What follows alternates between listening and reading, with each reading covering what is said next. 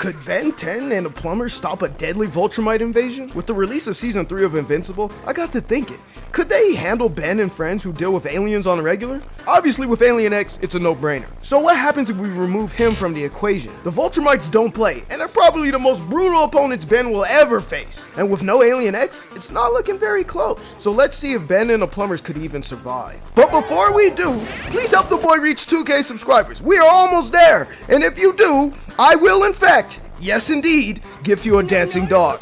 An amazing gift, I know.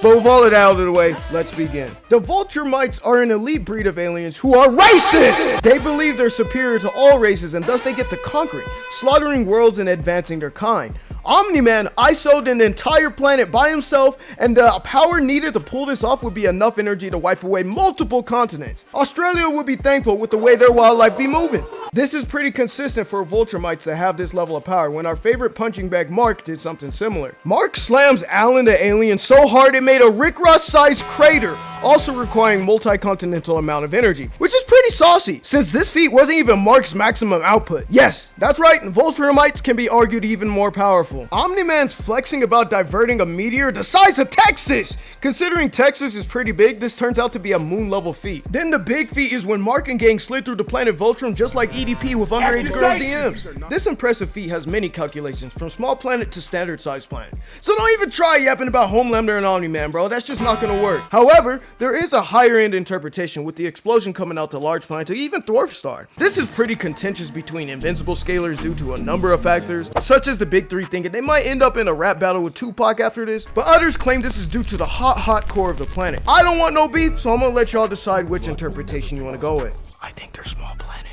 Their power level is not the only thing that makes them crazy, but their speed is impressive as well, with Omni-Man traveling far faster than the speed of light casually. And other characters like Alan the Alien can react to MFTL spaceships, and Viltrumites can box and outpace him, making their massively faster than light speed pretty consistent. They can be from anywhere of over 100 times the speed of light to millions times the speed of light. Like, that's actually crazy. As for hacks, they're mostly just big, strong. With their smart items, they got some adaptations and resistances to extreme temperatures. However, if they're in the sauce for too long, they are weakened to it, along with the pinpoint high intensity sound, aka if you play some NBA Youngboy music. Other than that, the Viltrumites are set. It's time we find out if Ben and the Plumbers can defend the planet Earth from the oncoming invasion. The Viltrumites, after catching Flu 19, made their population real low, now having around 37 members, and some of them looking like the Chiefs after the Super Bowl. To help them out, I'm including Conquest, Omni-Man, and Invincible to the mix, considering they're some of the strongest Viltrumites in the series, and they can make up for some of the injured Viltrumites. So with this set of Viltrumites, they pull up on Earth with their JBL speakers ready to rip this world into a new one. But this is not the first time Ben's Earth dealt with an alien invasion. The Plumbers have a planetary shield to keep invaders out. It kept the incursions from instantly breaking in, and they have planet-busting weaponry. However, I don't think they used said weapons to break through, but this will still allow time for Ben and gang to ready up. Which draws the question, are they even powerful enough without Alien X to stop this? Well, let's flash back to Child Ben and one of his biggest ops, Malware. One of his most goated villains was heated because he was chopped and ugly compared to the rest of his species.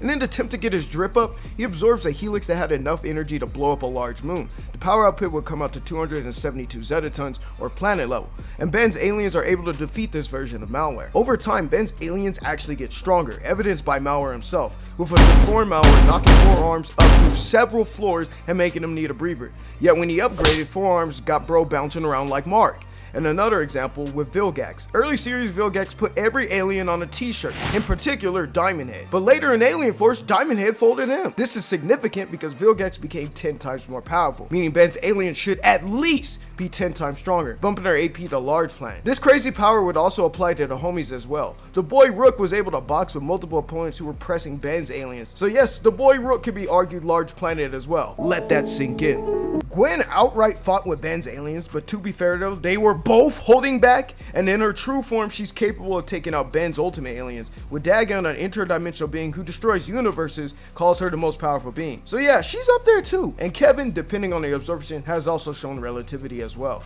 especially if he has access to Ben's aliens, but very unlikely in this scenario unless it's his final option. Speed-wise, Ben's aliens can react to a variety of attacks that would make them FTL. The UAF trio could react to an amalgamated aggregor who could travel this fast. So comparing their more mid-ends, the Viltrumites are cooked, With Viltrumites being multi-continental to small planet, they're strong. But on average, most of Ben's aliens are large planet to debatably higher, and then some of his aliens exploit Viltrumite weaknesses, such as Echo Echo, who specializes in high frequency attacks, and Blitzwoofer, who's confirmed to have more powerful sound-based attacks, and aliens like Heat Blast, Energy, and even Atomics, who have high temperature manipulation, could pull off some crazy work on the invaders. Along with the hacks-based aliens like Ghost Freak, who can possess Viltrumites like Thrag or Mark, the strongest of the Viltrumites, and just body the rest. My guy Rook is going to pull LeBron numbers on the Viltrumites, dropping them like prime Mike Tyson. Gwen can out-hacks a ton of the Viltrumites, and Kevin is going to be a tank. So with the lower to mid ends, the Plumbers got it for sure. But what about the higher ends for the Viltrumites, coming in at large planets or dwarf star?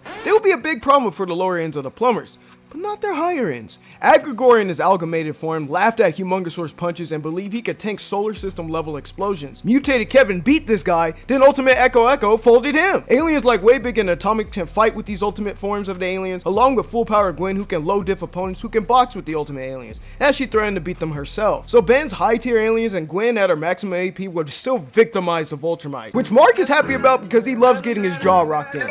Other than that, I think it's safe to say Ben and the team saves the earth yet again. But what do you guys think? Be sure to let me know in the comments below. And sorry that this video came out late. My laptop been hating me. It's been crashing over and over. That's why this video is really short and I couldn't go into as much detail as I would like. So yeah, there's that. Hopefully I can resolve this issue soon. But with all of that said and out the way, I'll catch y'all later.